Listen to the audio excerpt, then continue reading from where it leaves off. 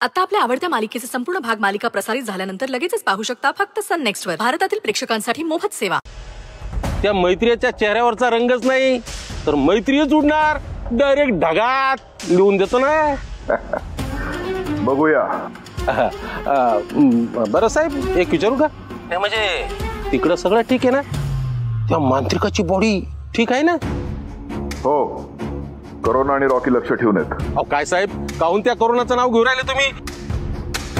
अहो तो कोरोना आहे मुलखाचा धांदरट माणूस.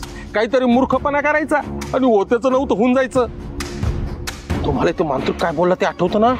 तिकडचा दिवा विझला तर इकडे आपल्या सगळ्यांच्या प्राणांचे दिवे विझतील. तुम्ही इकडची काळजी करू नका, तुम्ही फक्त तिकडची काळजी करा. आम्हाला फक्त रिझल्ट हवेत, पॉझिटिव्ह रिझल्ट. पावल्याचे किस्से नाही.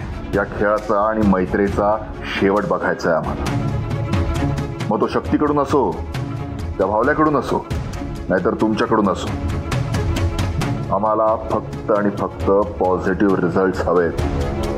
आलं का लक्षात? हो हो हो हो हो साहेब. नाही म्हणजे पॉझिटिव्ह रिझल्ट मिळणार ना. ठेवू का मग साहेब? लागा का आम्हाला. ठेवतो.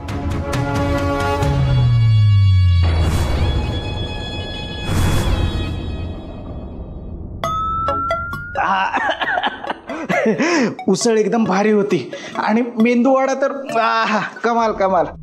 असा मेंदू एकदम फ्रेश झाला. आता शरीराला पण थोडं रिलॅक्स होण्याची गरज आहे. मी काय म्हणतो, थोडीशी वामक कुशकी घेऊया काय? वामकुक्षी? तुम्हाला जी काय कुक्षी बिक्षी घ्यायची आहे ना ती आता इथेच घ्या. आता बाहेर नका ना जाऊ. बापरे, रात्रभर डोळ्याला डोळा नाही माझ्या. माझ्याही झोपायचे मला. मलाही. नीट लक्ष ठेव. नीट लक्ष ठेव. दिवा विस्ता कामा नये. दिवा विस्ता कामा नये. दिव्यात आहे ना मी काटोकाट तेल भरले आणि मी थोडा वेळ झोपू का? म्हणजे त्या रावसाहेबांचं ना रात्रभर मी काम करत होतो रे. माझ्या डोळ्याला डोळा लागला नाहीये. डोळ्याला डोळा नाही लागला? हा मांत्रिक डोळ्याला डोळा लावून गाढ झोपलाय. आपण तिघही डोळ्याला डोळा लावून झोपलो ना तर डोळे जातील आपले.